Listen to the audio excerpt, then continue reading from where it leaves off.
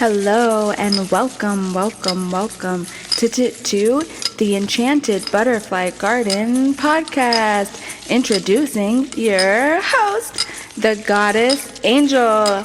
Let's go! Hello and welcome back to my show.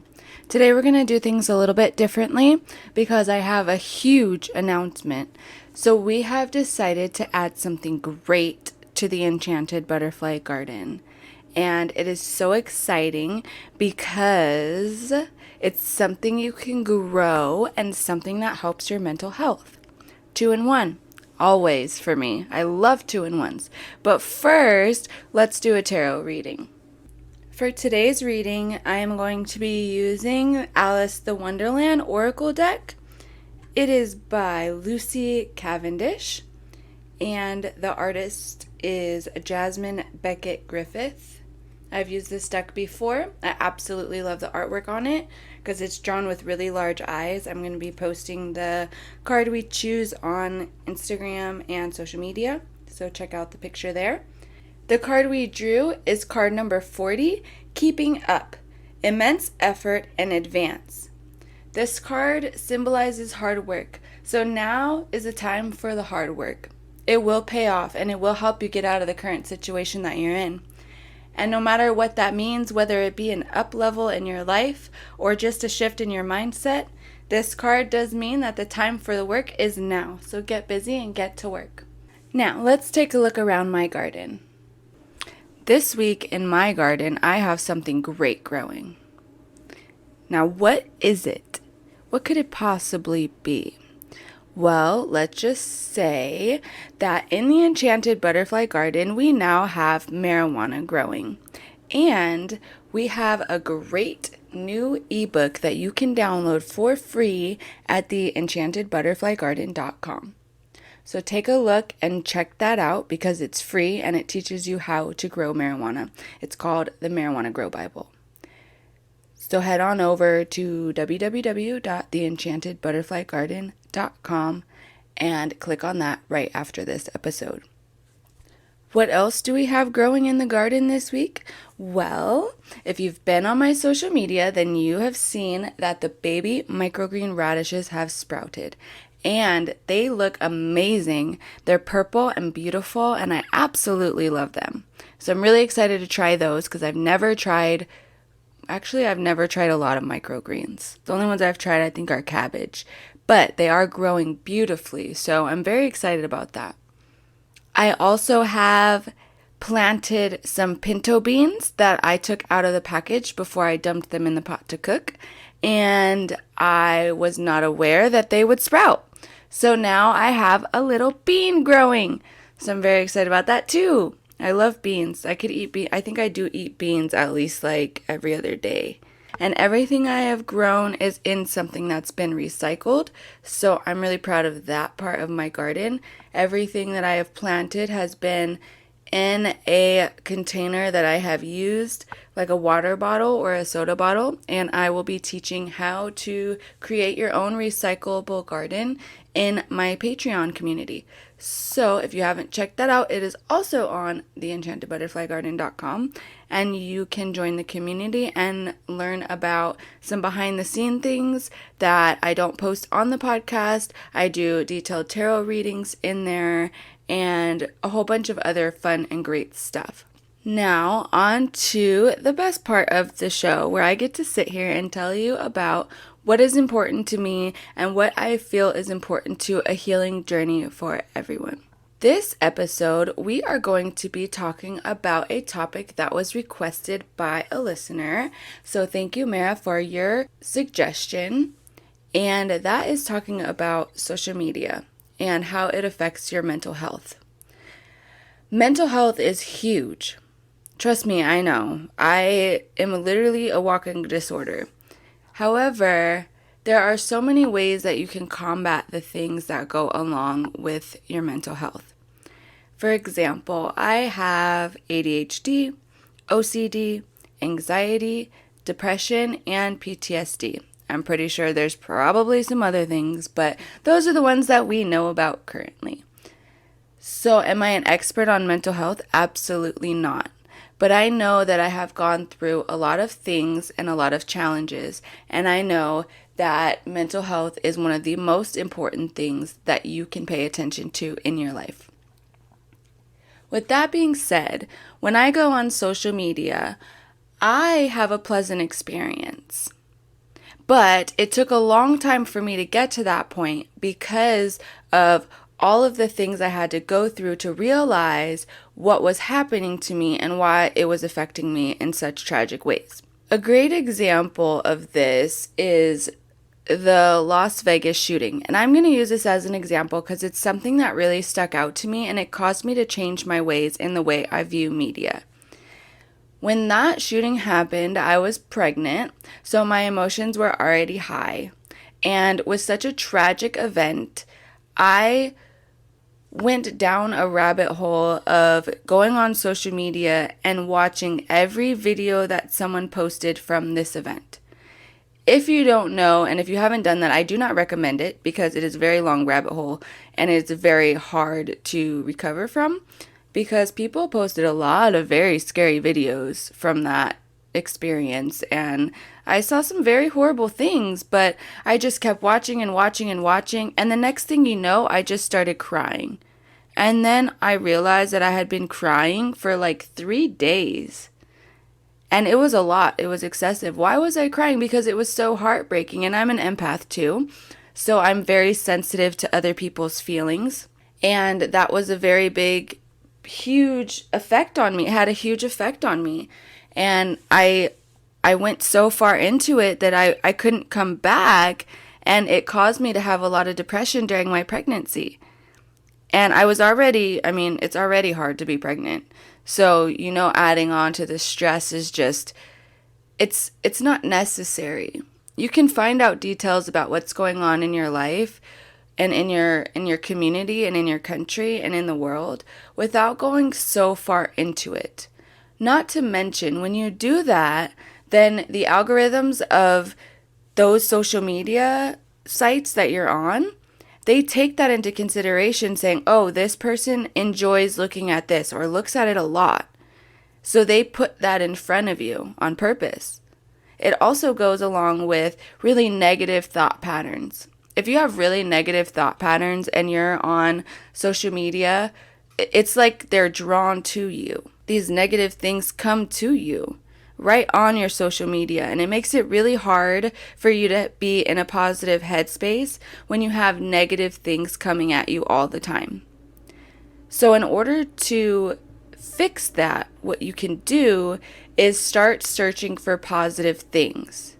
It doesn't matter if that's what you're into right now. Maybe you don't want to be positive. And you think about who wouldn't want to be positive? But misery loves company. And I know what it's like to be stuck in that rut, to feel like I don't even want to get out of it. I just want to live in my misery and stay in my bed. I have depression, so I know what it's like. However, if you start bringing positive things into your social media, then your algorithms will start seeing that you like that positivity and they'll start pulling more positive things for you. For example, if you go on Instagram, you can literally type in depression and it will pop up with a notice that says, it seems that this is a sensitive topic or something. Don't quote me on this, but it seems that this is a sensitive topic. Would you like help? And it gives you an opportunity to click on a link that takes you somewhere that can help you if you're going through a mental health struggle, which I think is incredible. However, if you're pulling up those depression and those really negative memes and things about how horrible your life can be and all these things, and that's what you're going to see, and that's the mindset that you're going to stay in. But if you start searching things like positive affirmations, mindset, millionaires, think of anything that you want, like entrepreneurs, you want to run your own business. Think of anything that you want, gardening, something that makes you happy, dancing, and type that in. Keep typing it into different social medias, different Google searches, search for happy things, and then watch how your timeline changes. Because if you go on my TikTok right now, then all you're going to see is animals doing really cute and unnecessary things that make you laugh incredibly hard. But that's great because at first my TikTok was very different and I saw a lot of people crying and a lot of depression and a lot of things that really bothered me, but I felt for them, so I kept looking for it. And then I felt like I related to them, so I kept looking for it. And then it kept hurting me, and it made it worse. It made my disorders worse, to the point where my therapist had to tell me, you are banned from Google. Yes, I did get banned from Google for a short period of time because I oversearched things that were wrong with me, like everyone else does. But once I stopped that and I took that shift in my mindset, it changed my life a lot. And I mean, look where we're at now. I'm not looking at negative things on Instagram anymore. But I am happy, so I don't miss those things. And that's a wonderful place to be. So what I want to challenge you to do today is to get on your social media and be intentional about what you look at, what you put in front of you. I want you to really focus on what you're bringing into your mind. And then I want you to change that. I want you to create a vision board, which, if you don't know what a vision board is, it's where you go online and you look up things that you desire. Like if you want a gigantic house in the middle of a big city, then search that. If you want a homestead on a piece of land that no one can get to, like me, search that. Find the picture that you're dreaming of and put it up somewhere. Whether that means printing it out and sticking it on the wall, or creating a backdrop on Canva or wherever and make that your wallpaper on your phone, your computer, wherever you're looking. Make a vision board with the things that you love, the goals that you have, and put that up. And then focus your intention on creating your whole life around that vision. And your social media will follow you because you're searching for things that are going to bring you joy.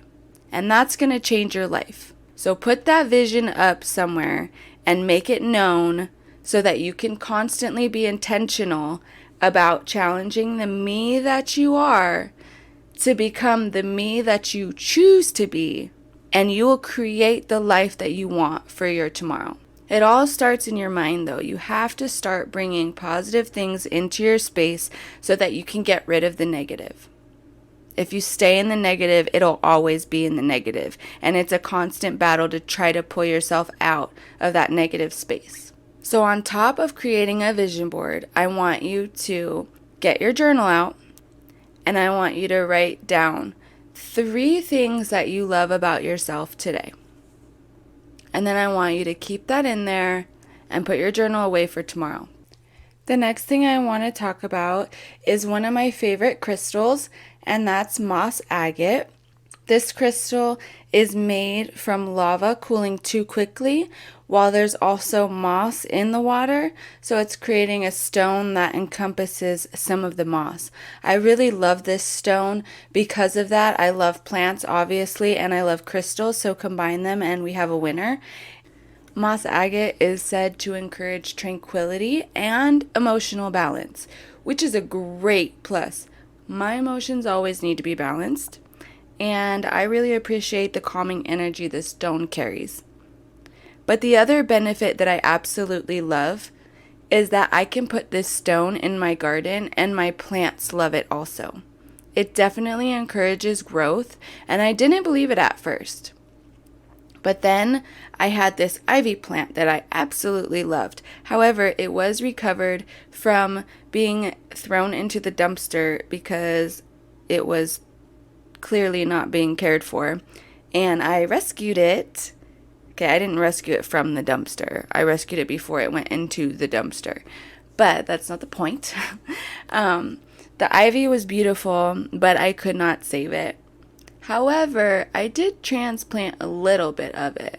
So I propagated a small piece of the ivy, and that's the only piece that I put moss agate into. And that is the only piece that is still alive. The rest of the plant completely died, and that piece did not. and I propagated 2 pieces, one without and one with. The one without died and the plant died, but the piece that had the moss agate is still alive and in my garden. So it did something for my garden. And I love it. It's such a pretty stone too. There are many benefits to crystals and moss agate especially. It's also a stone of new beginnings, which is great because this is a new beginning for a lot of us together. So that's a wonderful thing. But I definitely encourage you to all get some moss agate and keep that in your space, especially if you're going to be gardening with me, which I encourage everyone to do so. Let's talk about haunted items for fun. If you have not been to Fugitive Cat Creations on Instagram or Haunted Honeys, which I actually heard about these 2 Instagram accounts from another podcaster. I'm trying to remember who it was. Oh, it was Witch Wednesdays, which I definitely recommend checking out that podcast because it is really informative. There's a lot of really cool episodes on there. Check out Fugitive Cat Creations and Haunted Honeys on Instagram because these people go out and search for haunted items and then they bring them to us so that we can purchase them. And I'm literally talking about haunted. There are spirits in these items. They're dolls, they're necklaces, they're all kinds of things that are haunted. And they're so exciting to me because I love haunted things. I talk to spirits a lot. I communicate with them and I use them in my readings and I use them on a daily basis, let's be real. But when you look at a haunted item, it's crazy because even when you're looking at it from a distance, like on the shop, you can feel the eeriness and the haunted feelings. Well, especially if you're a clairsentient like me, which clairsentient means that I have intuition that helps me feel certain things, which we'll go into that more on another episode and what the clair abilities are. However, mine is to feel it. So I can look at an item and feel the haunting. And I think it's so exciting. So that's my fun for you today. Go check out those Instagram accounts and websites and see what you think. I think it's really cool. I don't know if I'm going to get one, but I might. It sounds fun and spooky, and I'm always down for a good time. Well, that's today's show. I hope you enjoyed it. I hope you got some value, and I hope I helped you heal a little bit more. Please check out my social media account so you can see the pictures that go with this episode and what I'm up to during the week. If you would like to know more about me and get some behind the scenes, I do now have my Enchanted Butterfly community live on Patreon. So you can check in the show notes for this episode to get the links. And thank you for tuning in. I look forward to listening for you next time.